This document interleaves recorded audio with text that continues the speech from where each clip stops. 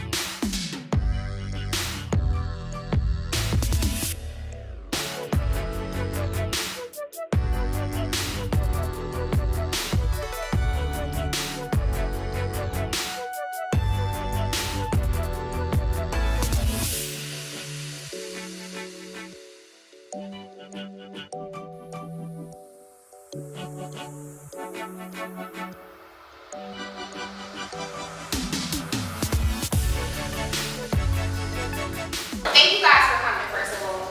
If you are here, you are probably a reader of my blog, or you know somebody that reads my blog. This is my, I want to say, third thing. I did an event in November, then I did a retreat, and then I'm back at the event, and then I'll probably stick with the event retreat kind of model. I tried to do J-Lo sessions this time, just because I felt like last time it was really interesting to hear the male perspective that was at my first event, because that's not what it was about. When I first started my blog, my target audience is millennial women. But it was interesting to see how many guys relate to my blogs and my life experiences and things that I've learned. So it's always great to hear a different perspective. So today, my goal is to, number one, we're going to play a few different games, and then we're going to hop into a discussion hour to kind of hear what you guys think about a variety of topics, most of which I cover on my blog, from life lessons, relationships, friendships, growth, all that kind of stuff. The first game that we're going to play is a song game.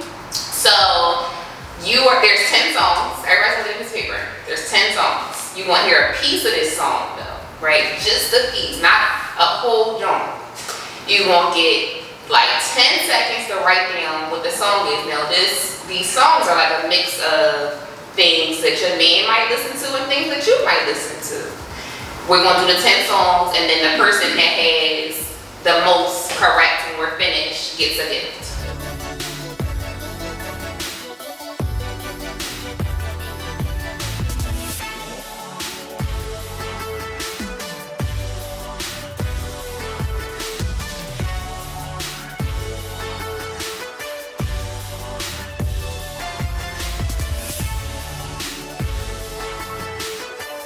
Okay, the first song was Home by. Play it again so we know. This is Home by William Dirk and Tiana Taylor. Okay. Y'all like these names. Y'all made these joints up for real. Y'all made these joints up. Y'all wrote down lyrics, like not. I know this song. A good joint. That's the name of the song. A good joint. Number 5, Tatiana. Tatiana. Damn, Tatiana. He got a list because it's serious, so they was like, Tatiana. First of all, for anybody who ever write dreams and nightmares on any paper,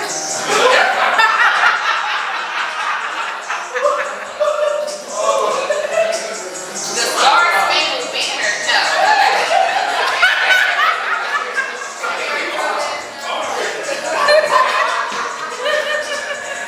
Hot girls in here winning. Okay, that's one for the hot girls.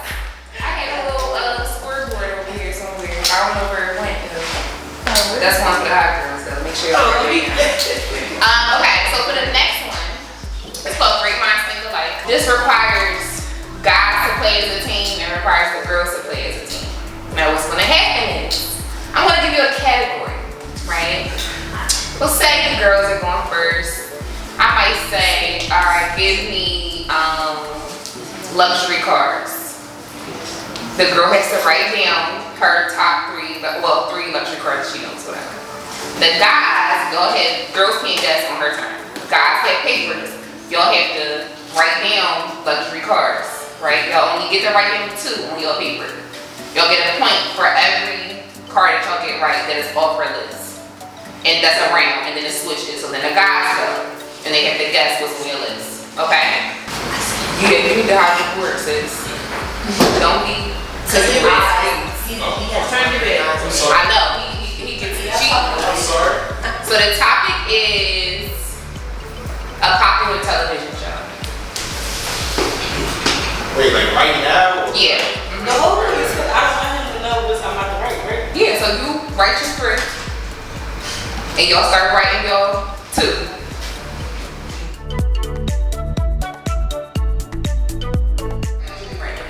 I have power, Okay. and I have Bad Girls Club. Well, first of all, They don't come on TV no more? Go ahead, take your time. I got Stranger Things and This Is Us. ooh. We got 1. Okay. One. 1 for the city boys. I put The Office. You got That is not your current show. Oh, that's more, but the other job from wasn't current either. It was Bad Girls Club too. Okay. Love and Hip Hop. I'm gonna get it next time. Love and Hip Hop. But they wanna go. No. I think it's gonna pick that. You said Love and Hip Hop. Somebody said Love and Hip Hop. Black Ink Crew. I ain't put that. Okay, that's a good one. It's not on the list, but that's a good one. So I had Blackish, Stranger Things, and Grownish. All this is. But these 2 like they almost with each other, but yeah. So city boys got 1 point. We got one.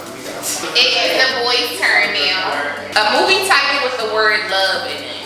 Girls start getting their little together.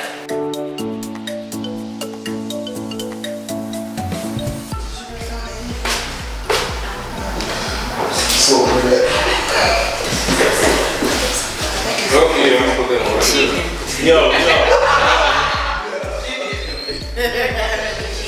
I was trying to get it right.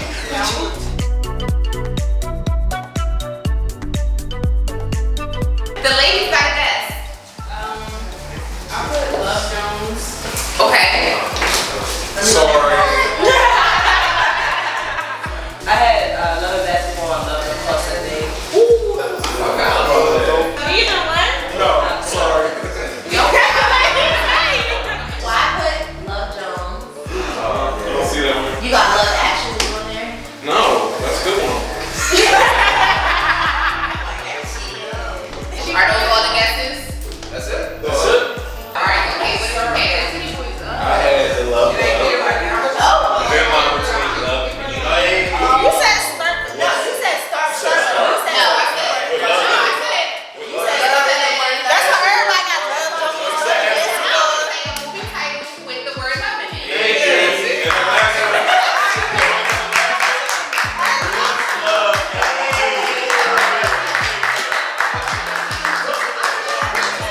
Okay. Topic: a song with a person's name in the title. Don't you dare. Any What? person's name. Can it be an acronym? No.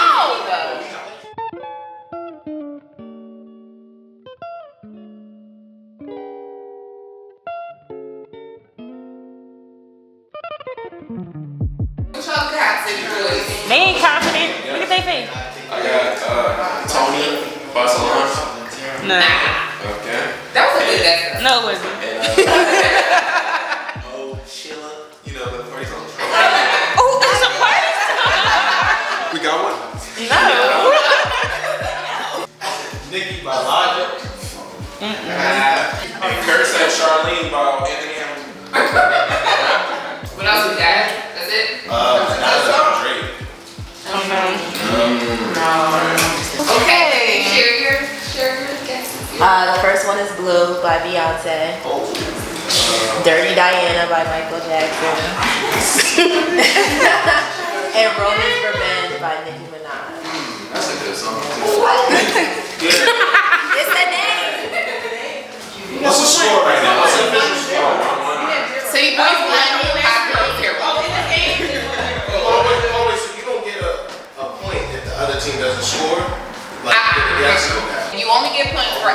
did correct. Something you eat during the summer. Wait, No. boys are. It's the voice. Yeah. Oh yeah. Okay, go ahead.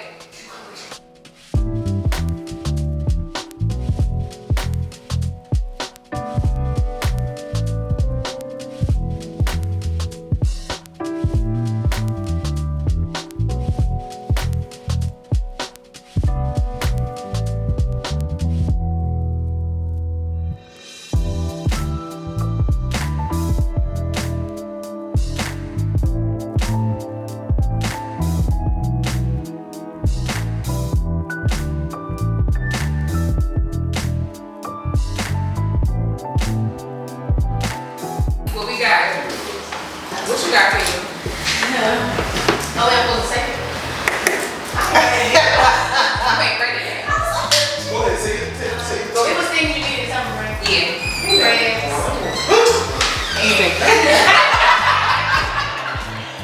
Was that one? It's too simple. That's like me writing words. That way you got more guesses. All right, Craig, what else? Barbecue. Barbecue. That's too generic. Nope. No, it's not. Sorry.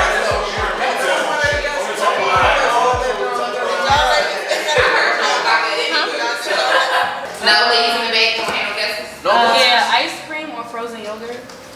Okay. Corn in the cob. On what? Which one? Okay, that's one. Okay. What else we got? Potato salad. Potato salad. Okay. They Is have that right? No? Okay. Say watermelon. I said seafood and pasta salad. Good guesses, no. What about watermelon? Watermelon. And that, that's the first thing. Yes. Is everybody done? Their guesses right? Okay. Funnel cake? Okay. All right. Or just ice. Ain't nobody say ice. That was ice. I said ice, but he put Snoop. Okay. What else? That's it? That was it. It was ice. Frozen yogurt. Let me get my next, I need to make my next one a good top. Something you would find at a county fair or a carnival. Well, that was easy. Think, come on, put your best thinking cap on. sis. Look. You said carnival. What else? Something that you would find at a county fair or a carnival. Yes. Is it something that you eat or just something that's Something that's there. You got 3 seconds. No. I have That's a tech. That's a tech right there. Take away a tech. very All right, go ahead, guess. Okay, prizes. No. Okay, you guys are good. How about this one? An ex or current situation. No. That's a good one. But no. At least I got it. That is a good one. Bro. It might be close to it. Look, it's close to it. No. It's like, is this it? I got mud. And bumper cars. I got rides. That was so easy. And food.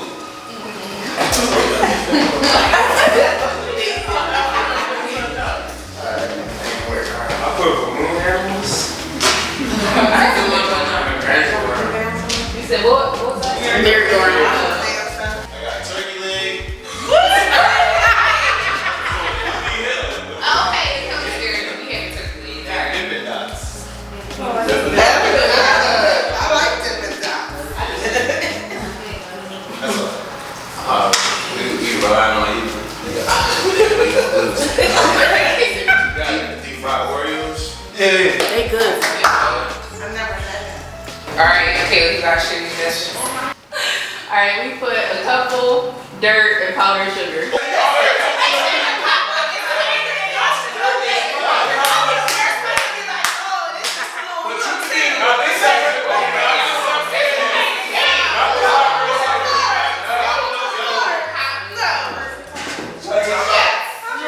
You said you never gave mud.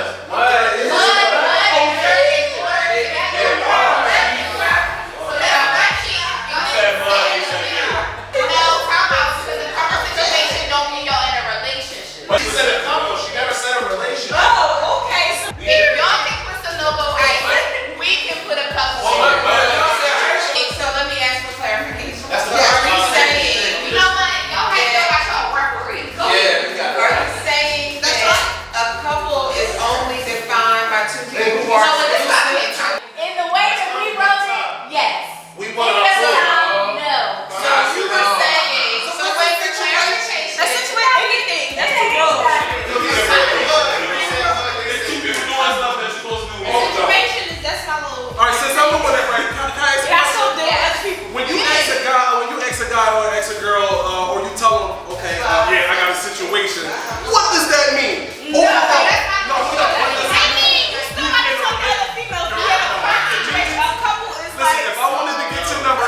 yeah, but I got a situation. I'm in a relationship. That's what I'm pretty much telling you. I'm gonna give y'all a couple. I'm not giving y'all mud and dirt. I'm not. That's true. Y'all say Sunoco ice. No.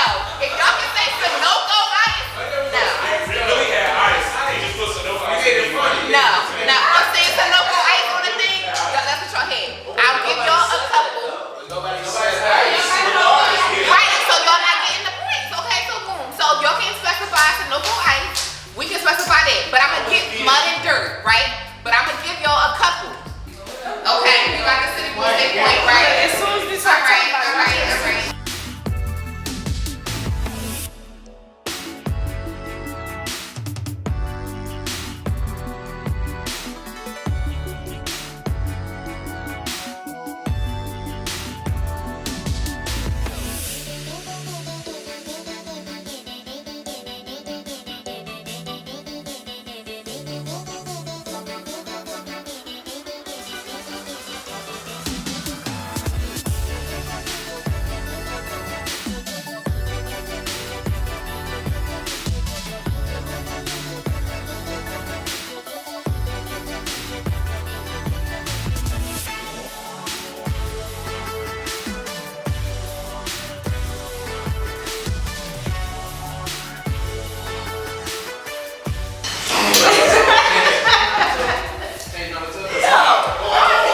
Hey, yo, hold up. working as a team, okay?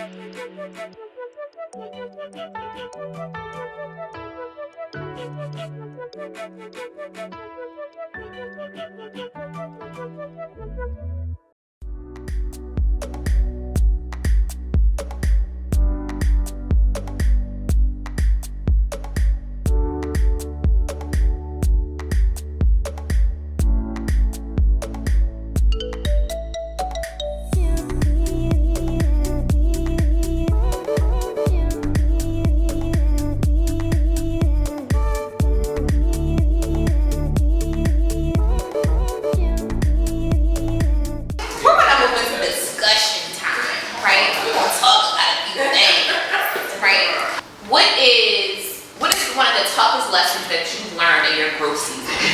I think that for me, my growth season has been a long stretch. So my experiences and lessons that I've learned are quite a few and very large. I think that the biggest thing that I probably have learned is that I need to stop putting so much pressure on myself. I'm constantly feeling like I need to be better, I need to be greater, I need to do more. But recognizing that I am only 26 and I am doing a lot right now, it does matter the things that I'm doing. I don't give myself enough credit for the things that I've already accomplished because I want more all the time. So what are some of the toughest things that you've learned in your growth season? To learn to let things go. Oh, for sure.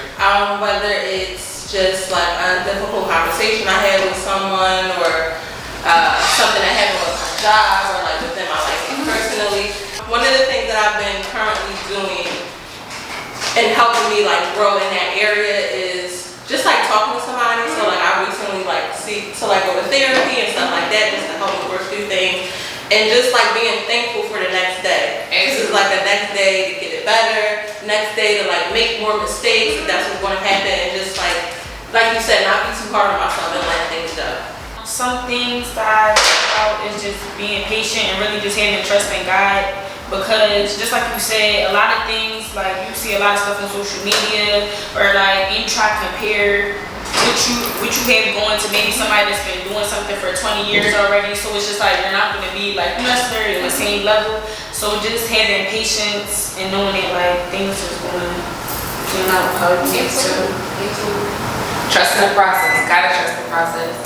Even when it came to this event, like while I decided that I was going to do an event series, when it gets down to it, like I can be totally honest with y'all, I wasn't promoting the way that I should have. I wasn't doing a lot of things that I probably should have to make this event a lot bigger and a lot more successful, because I was doubting myself and feeling like I couldn't make it happen and it wouldn't be great, and people wouldn't show up, or it would be a catastrophe. But I thought that's a battle that I'm constantly facing with myself and honestly working on every single day. Even right now, it took me maybe 30 minutes ago to be like, oh, okay, this is not horrible. They don't hate it. We're good. But I think that is a process and it's an experience that I have to go through for me to feel like, okay, the next one, when I want to do something else, what is that going to look like? How am I going to feel about it? What can I do better? How can I think differently to manifest something different? How do you measure happiness and success? It's hard to measure, you know, because when you become successful at one point in your life, you find, just related to what you said previously about growth, you have to grow in different ways when you reach a level of success. So it's always going to be constant and it's going to always change. Because you're not going to be like, oh, I'm successful and then that's it. Yeah. Because you're going to find, oh, now it's time for the next step in my life. So you got to grow and you got to be successful at another level. You're going to want to achieve higher and higher things. So it's always constant. And like I say, when you reach a level, like I feel that way right now, like in May, I graduated with my master's. That thing did not matter to me at all. I was not excited about going to the ceremony. I didn't feel like, yay, I got my master's, I'm popping. I did not feel any of those things. I felt like, what am I doing next? How can I, all right, I got this, what happens now? What am I doing with this? And I feel like, but I'm always stuck because I feel like I have to find a balance and being like, nah, you really did that. Like, that's exciting. You gotta feel good about that. But also being like, it's okay to want more afterwards. Right. And then appreciating the success that you had is essential. Like, reflecting on that, not every day, but at least here and there, reflecting on how far you came. I want to know your opinion about the difference in men and women's approaches to dating. But I feel like guys don't want to be in committed or serious relationships until they have their life together.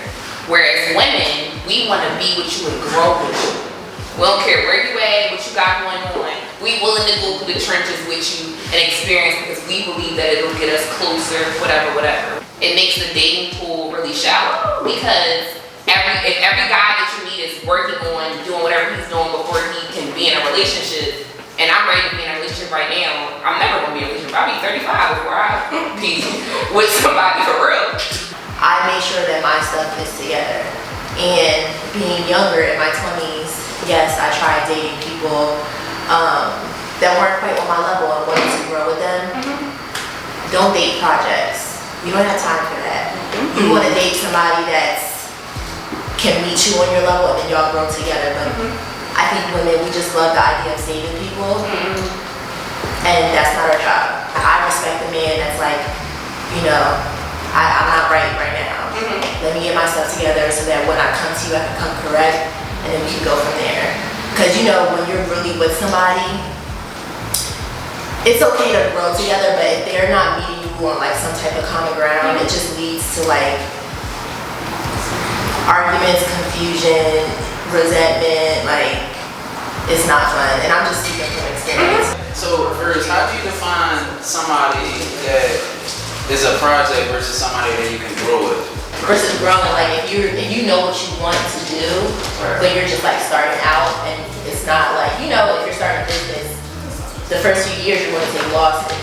That's growth. Like, that's not like because you have a plan, you have a purpose, and you're working towards it. It's probably not pretty right now, but it has the potential to be that versus someone that has no direction, no wants out of life, no nothing. To me, that's a project. Okay. And one of the questions I ask a man is, what is your purpose? What's your purpose? What's your energy? That's like the biggest thing. If you can't tell me what your purpose is, how you gonna lead me? Where are we going? Like, you don't even know yourself, you don't know who you are, so it's just like, I don't think people take like dating and a relationship serious, because it's serious. You give them your time, your energy, your space, and it's just like, just take a minute, ask those questions, and if it's not aligning with what you want, it's like, don't waste your time. If you're not looking for something that is a little bit more serious, while I want to take my time, I also feel like I'm not wasting my time dating somebody that is like, oh, we just kicking it. I don't know how long we gonna be kicking it, but we might. Oh, I feel you a little bit, but we ain't doing it. We're not doing it. If you want to date me, that's a thing. We can date until we figure out whatever we're doing. But just kicking it, we Netflix and chilling, and you know, my situation, like, you know, we ain't doing all that. We're not doing that. How different generation. Like I feel like a lot of, like I said, I feel like a lot of people are more of Netflix and chill people versus we're actually going out on dates. You get dressed and we're going out on dates and we are doing things together. You have to be taught how to treat someone. Like for men, you have to be taught how to treat a woman. And most of the men that I know, most of the people that I know, they didn't grow up with dads or grandfathers or positive male reinforcement. So if you don't have that positive male reinforcement, you're never going to learn. And the problem is that we as men, we meet so many people that we're so insecure. Like we don't know who's who or who's what or who has bad intentions. So instead of investing, we just rather cling to something that's so temporary, and that kind of ruins us down the line. And that's where I think a lot of the women that meet us, they're like, oh, you're trash. Like you don't know what you want. But we come from broken homes. We come from broken situations, and like to circle that back into like the whole dating thing. A lot of these men aren't taught how to properly treat a woman. You can, because I learned how to treat a woman from my mom. Some of my dad too, but a lot of it was from my mom. And I didn't know how much of it I got from her until this generation. Now I appreciate a lot what I learned from her that I didn't know I was learning. You know, so a lot of it did come from my mom. So how you teach your children as women is definitely. See, but you're a specific case. Like you're one out of how many cases? Basically, you need therapy. That's all. Yeah. But I guess also being able to ask for that help, because like you said that, you know, men come from these broken homes and like we know that, but men don't know how to act like or look for those role models. And I don't know, I guess women feel like, or mothers can feel like they put that burden on themselves and want to teach their sons how to be men, and like you can't do that entire thing. Like there's only but so much that a mother can teach her child. When we're talking about like traditional, I'm thinking of like our parents' ages or whatever. And it's like, okay, that's fine, but I know for a fact a lot of them stay there, because I hear people say like, oh, well, they stayed in marriages, they're still married. They stayed in marriages because they had to a lot of the time. We're just more dependent now. We don't have to stay in relationships that don't serve us, for one. Two, this generation, as far as relationships are concerned, it's superficial. Like everybody wants the bragging rights of being in relationships, but nobody wants to put in the work. Relationships take communication skills that a lot of people don't have. It takes a level of maturity that people don't have. It takes a level of accountability that people just refuse to have. Like I don't know how many times I see memes or people posting stuff like, oh, this person isn't matching my energy, or the vibe isn't there. But it's like, then just talk about it, work through it. Like people are so quick to run when stuff doesn't fit their perfect idea of how a relationship should be. And it's like, no, sometimes you gotta stop, take a look in the mirror and see what are you doing to play your part in this relationship. What are wrong? You know, people just are so quick to point the finger and run versus sit there, get dirty, and just try to fix the problem. How big of a role do you think social media plays into relationships? It depends on the relationship. Yeah. I think it would be. Because you can let social media ruin your relationship. Those are weak relationships. Yeah. You see him like doing stuff on social media, he was gonna do that regardless. Not because social media is ruining your relationship. Y'all just people bring a lot of their business to social media. So now everybody's in your relationship when it should really just be between you and your person. Harder to build relationships that are deeper than surface level. And that is friendships, that is relationships. Just for whatever reason, I can't figure it out. But it is harder to build those deep relationships. And I don't know if it's that because we've grown up, we are a lot less trusting than we were when we were in our teens and in our childhood ages. So when people come around, we are a lot more guarded to let them in and be open and be willing to do that communication and be willing to do that work.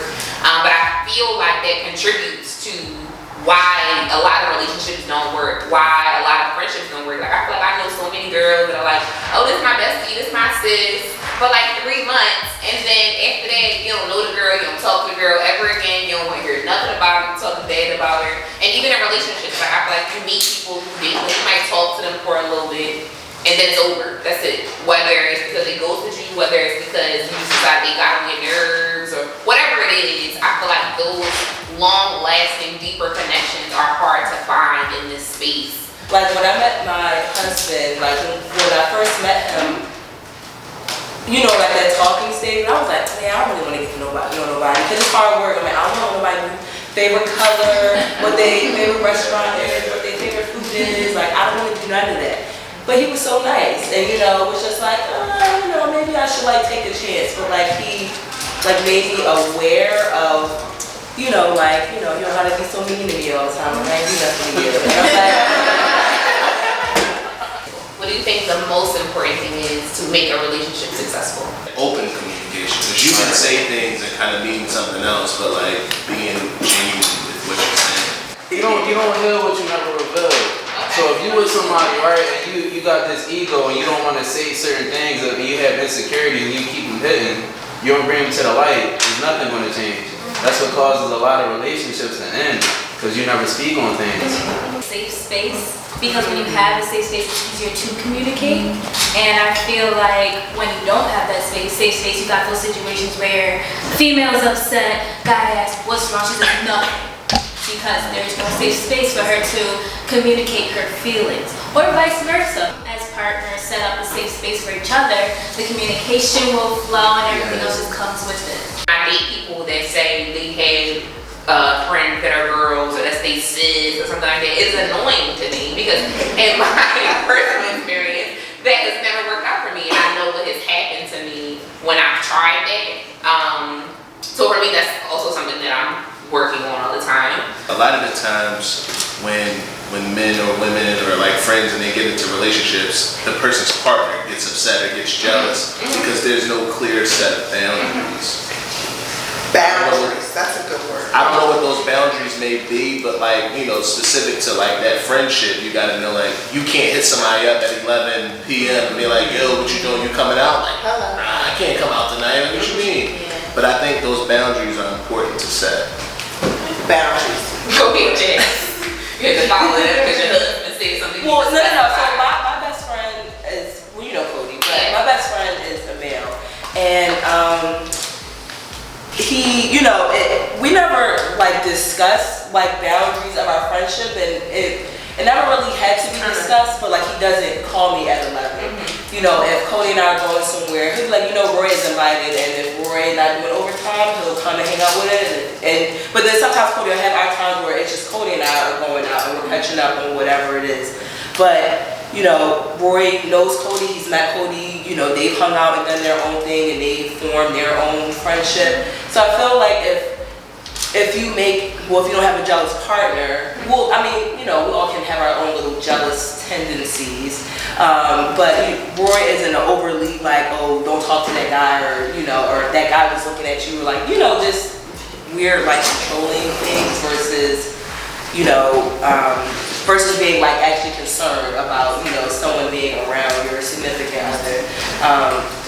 But so I think it's two different, hopefully your partner isn't extra. I think that you can only be platonic friends with opposite genders is if there wasn't any like sexual relations involved in that situation. That's the only way how I think it is. And then from experience, me being friends with men that I have had relations with, it's like once I'm at the platonic place, they'll always bring something up to insinuate like our past transgressions, and it's just like, well, now I'm feeling disrespected, I'm feeling some type of way, you're taking away the friendship that we have. But then it's like, is it really a friendship if you already crossed that line? Because then they think they can always try you from time to time. As a woman, my thing is, you know, don't test me, you know?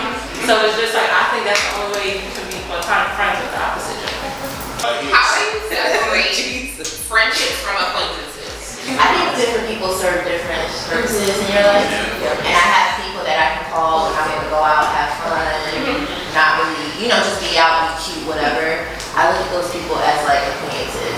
I can tell you the last time I went out, like, for a night out with my best friend, but that's my best friend. Like, I call her when I want to vent, when I have stuff I'm going to talk about, you know, so I think just different people serve different purposes, and it's just like, I guess, depending on what that purpose is, I'll decide whether that person's a friend or an acquaintance. Do you think that your friendships have like a time on them? Like how long are you cool with somebody before you decide this is a friendship rather than an acquaintance, or you don't think that? I don't think it's the time. I think it's like the effort and the willingness, like for us to open up to each other. If I can trust you, if I feel like I can call you when I'm like, down or just need a friend. If I feel like I can do that with you, then you're obviously a friend. But if I wouldn't trust you with my dirty secrets or anything, you're not a friend or anything. It's fun. And I feel like that's why I consider all those people besides. Because it's not even that I don't think I can trust them or whatever. I just feel like if something happened, I'm calling you. Or I'm calling you. Like, I'm not calling this person for what?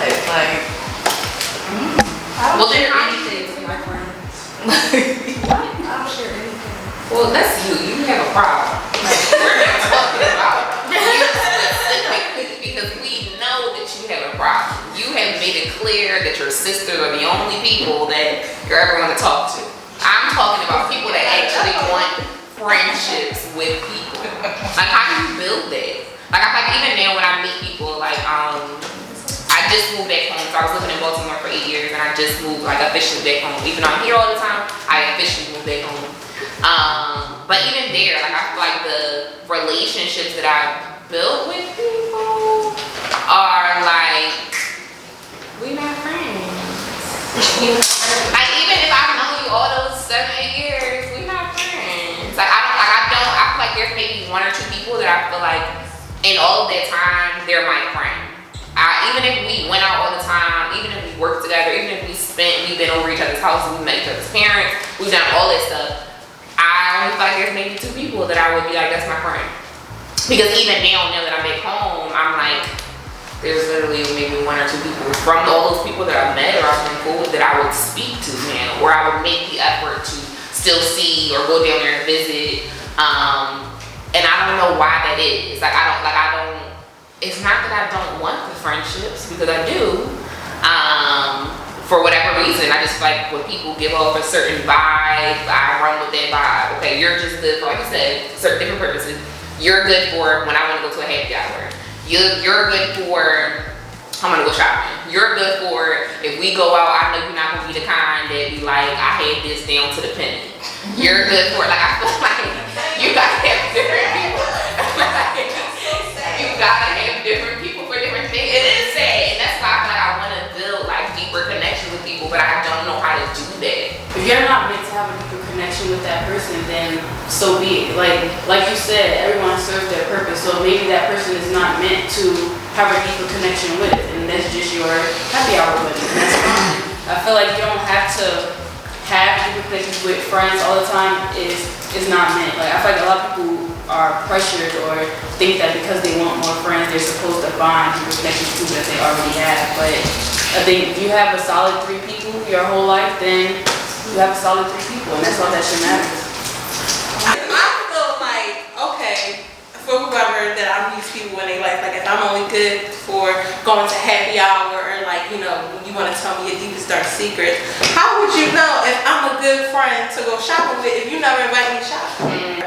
It's like, how do you get to fully know the person if you always with them in one setting? I feel like friendships are about risking certain things. So I feel like you put yourself on the line sometimes to be hurt, but it is what it is because certain people carry certain traits with them. So if I see these traits in this person that I didn't really care for, then I see them in you, it's just like, I don't think that's really smart. So like, okay, yeah, baby step in. I'm trying to be in a space where I'm open to building those relationships and not put people in those happy hour boxes or you broke boxes or you my party friend boxes.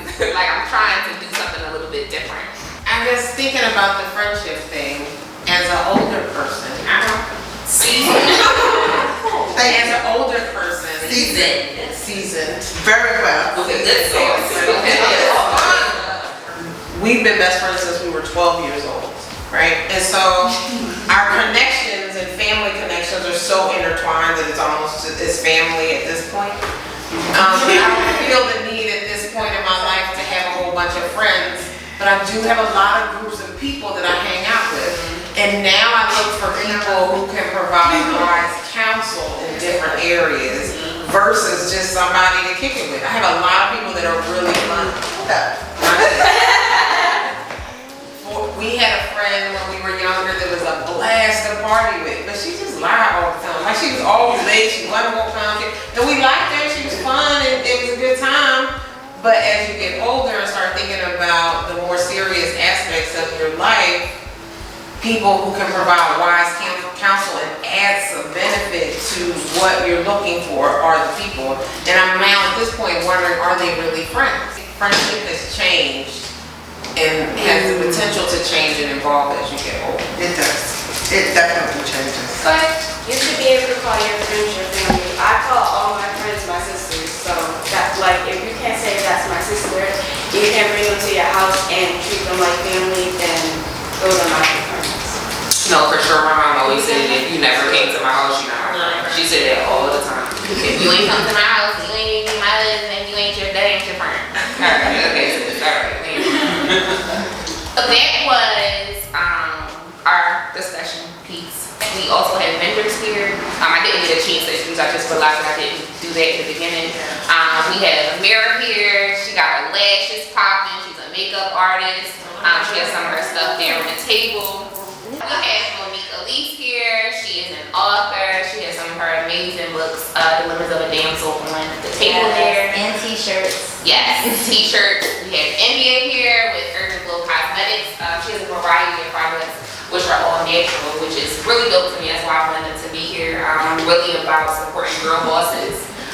So any of the events that I do, I like to have women in the room that are doing great things. I like to build those connections, and I like to supply those resources to other people. I want to thank you guys for participating today. I'm so happy that you guys came out, and I appreciate you all. It was awesome to see you guys. No, thank you guys for coming out. I really do appreciate you guys. Thank you.